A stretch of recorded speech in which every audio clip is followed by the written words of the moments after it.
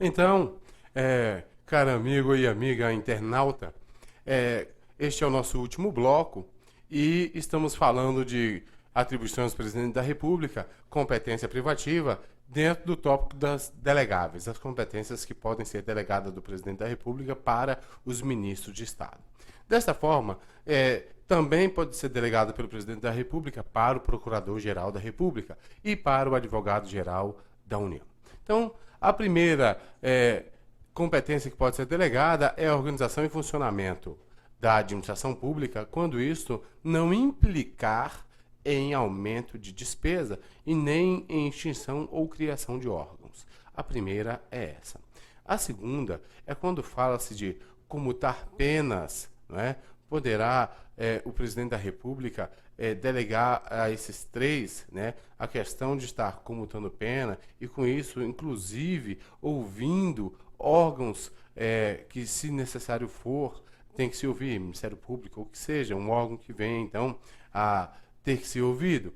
E a terceira e última competência que nós temos dentro da Constituição Federal, ela vem trazendo, então, o inciso 25, que é prover os cargos e empregos públicos.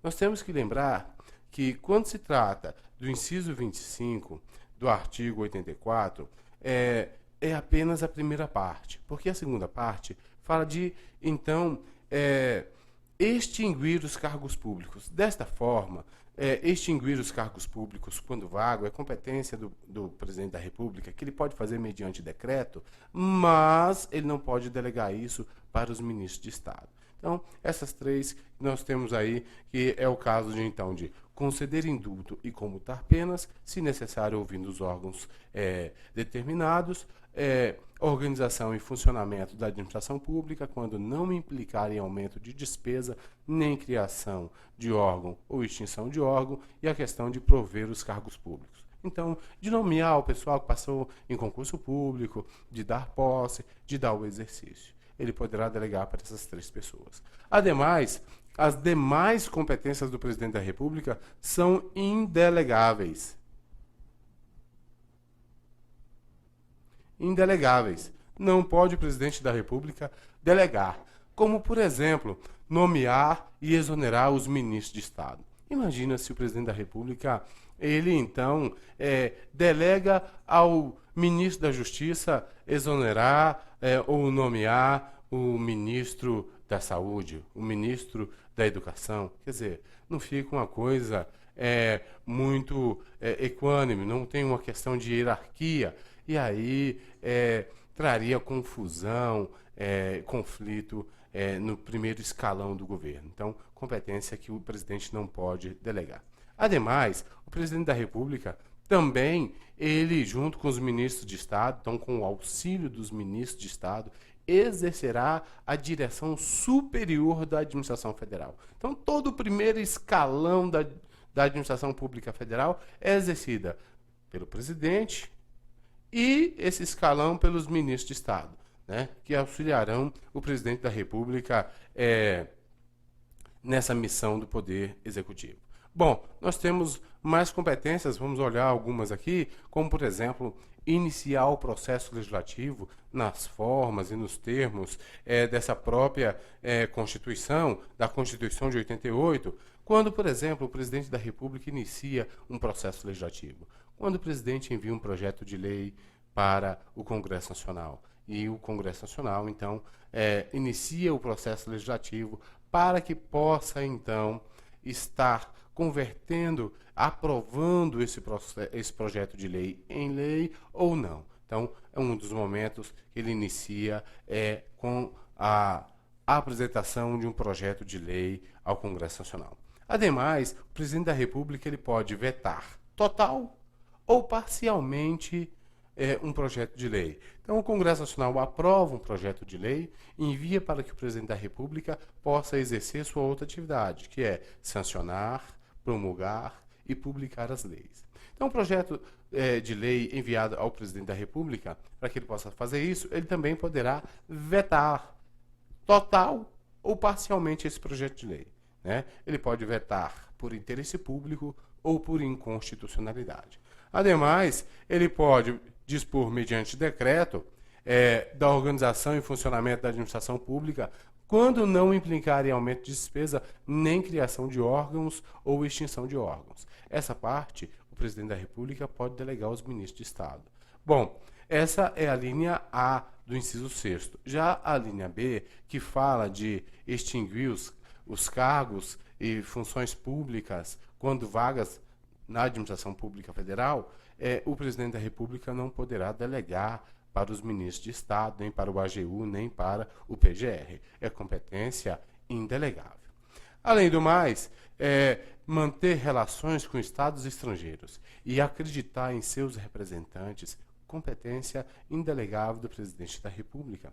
Olha, o presidente da República também tem competência para, após a aprovação do Senado Federal, nomear os ministros do Supremo Tribunal Federal, nomear os ministros dos tribunais superiores, o Procurador-Geral da República, nomear ministros do Tribunal de Contas da União, não é? Nomear o Advogado-Geral da União e magistrados, quando a lei determinar. Ele também tem a competência de celebrar a paz, de declarar a guerra, de decretar a intervenção federal, decretar, aliás, e executar a intervenção federal, de decretar o estado de sítio, decretar o estado de defesa. Ele tem competência para que, nos casos da Lei Complementar Federal, autorizar a passagem ou a permanência temporária de forças estrangeiras. Ele tem a competência de prover e distinguir os cargos públicos. Ele tem competência de enviar ao Congresso Nacional o plano plurianual, o projeto orçamentário. O presidente tem competência, então, de conferir condecorações e distinções honoríficas. O presidente tem competência para, então, prestar anualmente ao Congresso Nacional as contas do exercício anterior, em até 60 dias da abertura da sessão legislativa. Lembrando que a sessão legislativa inicia-se em 2 de fevereiro, então a cada ano a sessão legislativa inicia-se em 2 de fevereiro, interrompe-se em 17 de julho, retorna em 1º de agosto e encerra-se em 22 de dezembro. Então, estas são atribuições do presidente da República, não é, que são indelegáveis. Nós vimos as delegáveis e vimos atribuições indelegáveis. Nós temos que lembrar que o presidente da República, ele pode atuar como chefe de Estado e pode atuar como chefe de governo. Então, como chefe de Estado, essas relações internacionais, né, as questões, então, de estar se acreditando nos representantes diplomáticos, nos representantes dos outros estados, de tratar com organismos internacionais, são relações de chefe de Estado. Já a relação de organizar, de tratar o seu plano de governo, de determinar as políticas de governo, ser de chefe de governo. Então, são 2 funções que o presidente da República vai atuar. Ademais, nós vamos tratar agora da responsabilidade do presidente da República e depois dos ministros de Estado, suas competências, para que a gente possa fechar esse último bloco. Então, vamos lá. Responsabilidade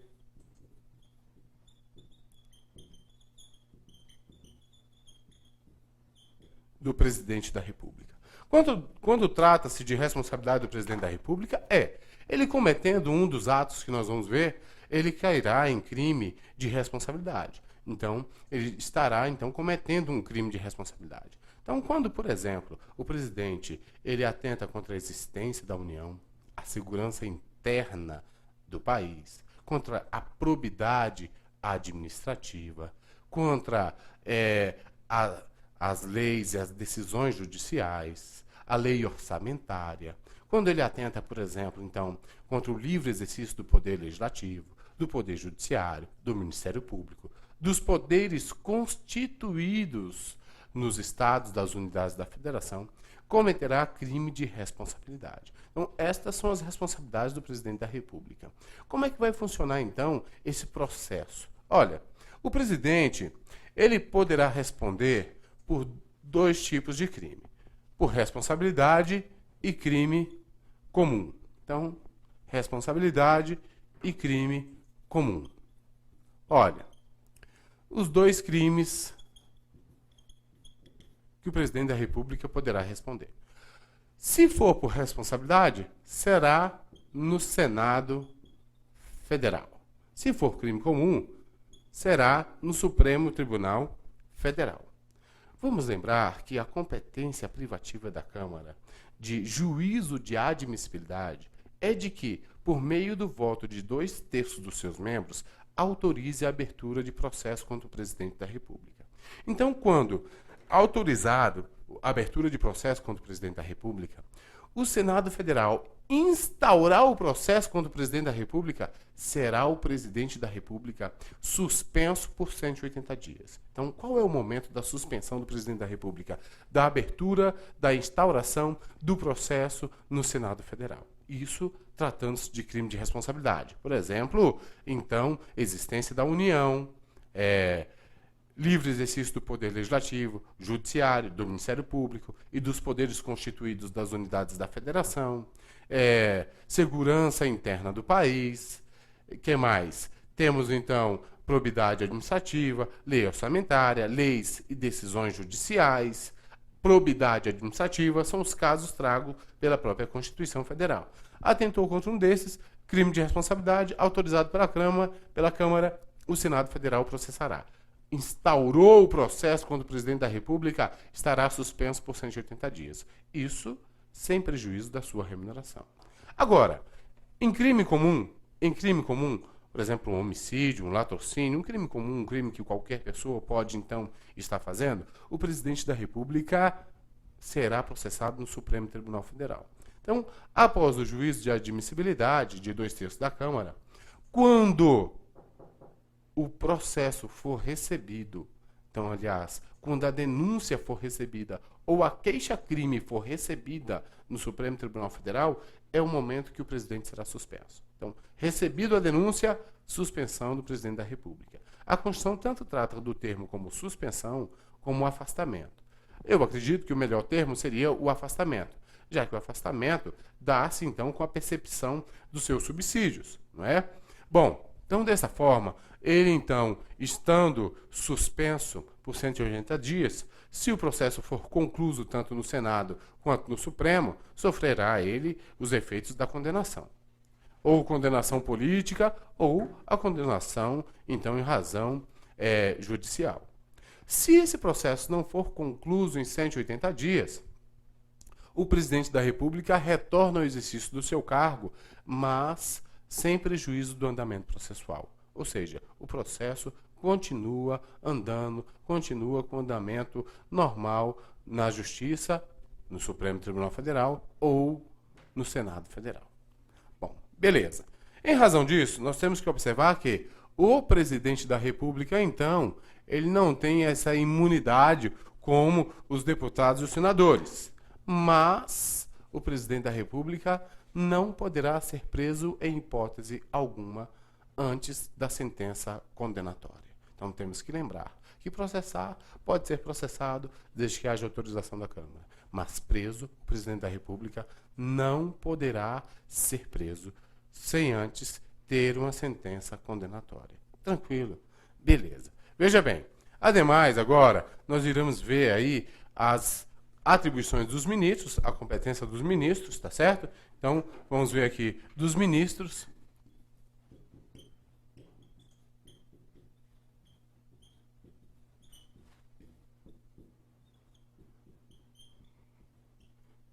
Dos ministros de Estado. Atribuições.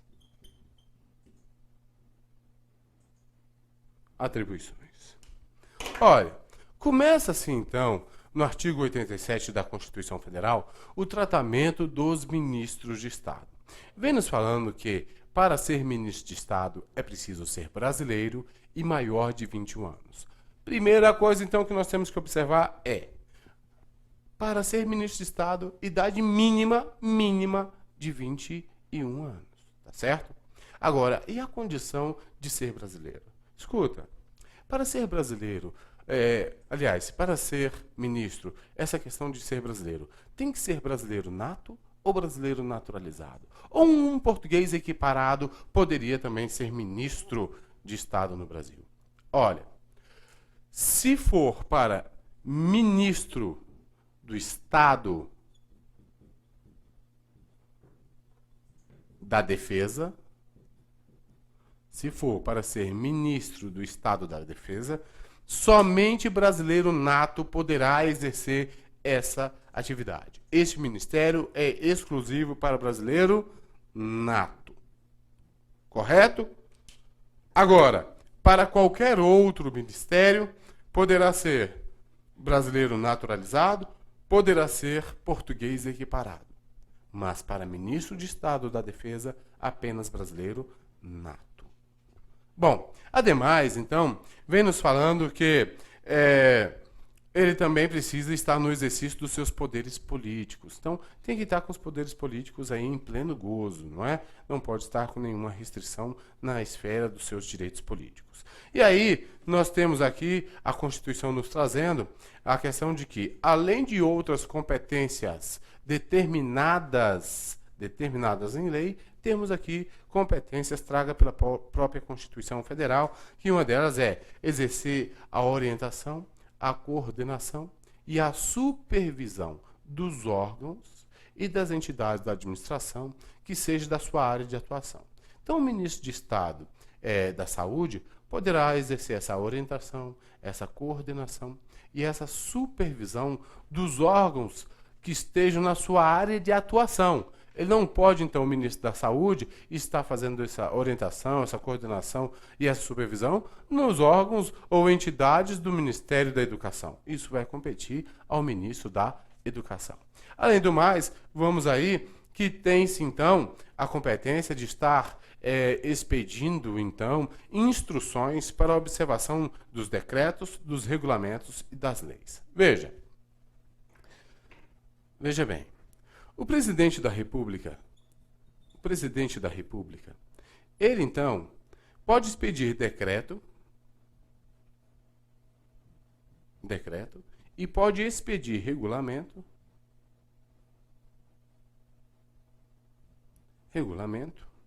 para a observância da fiel execução da lei. Então, para a fiel observância da execução da lei.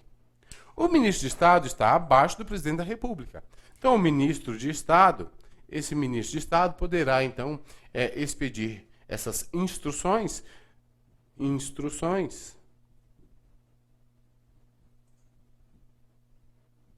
para, então, observar a execução de um regulamento expedido pelo presidente da República, de um decreto expedido pelo presidente da República e de uma lei. Então, essa é a sua segunda atribuição na Constituição Federal.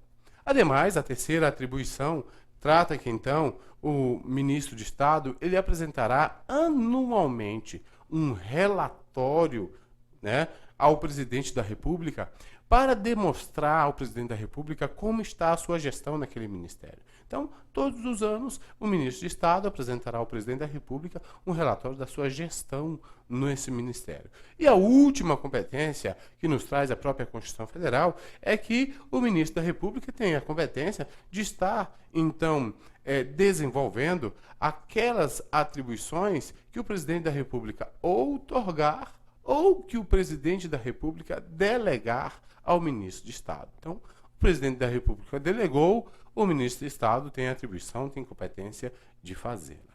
Bom, temos que observar que sempre que se tratar de criação de ministério, finalizando esse tópico, né, o artigo 88, sempre que se tratar de quesitos de criação ou de extinção de ministérios, tem que se dar por meio de lei. Então, se dá por projeto do Congresso Nacional aprovado e sancionado pelo presidente da República. Não há hipótese do presidente da República ou de ministro de Estado estar, então, extinguindo ou criando ministério, tá certo? Sem que isso se dê por meio de lei, tá? Então, decreto, não há possibilidade de decreto estar criando ou então extinguindo os ministérios. Bom, de todos os nossos tópicos, nós matamos todo o nosso conteúdo, tá certo? Do nosso estudo, em razão desse conteúdo que nós nos destinamos aqui. Conteúdo em razão da administração pública, dispositivos gerais,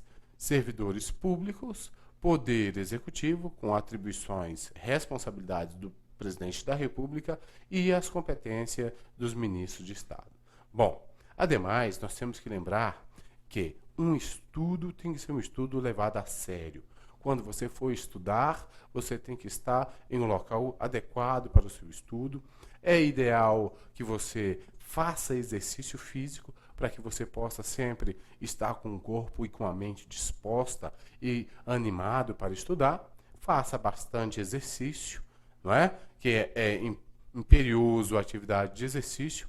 Leia sempre a Constituição Federal. Busque sempre o site do Supremo para ver os seus julgados e adote uma doutrina para que você possa acompanhar. Hoje, eu indicaria uma doutrina, por exemplo, Silvio Mota, por exemplo, é um bom livro para preparação de concurso, nível médio e superior, tá certo? Então, tenha todos um abraço, boa sorte na sua prova, que você conquiste o seu sonho de passar no concurso público e de tomar posse e de adquirir estabilidade. Até mais, até a próxima aula.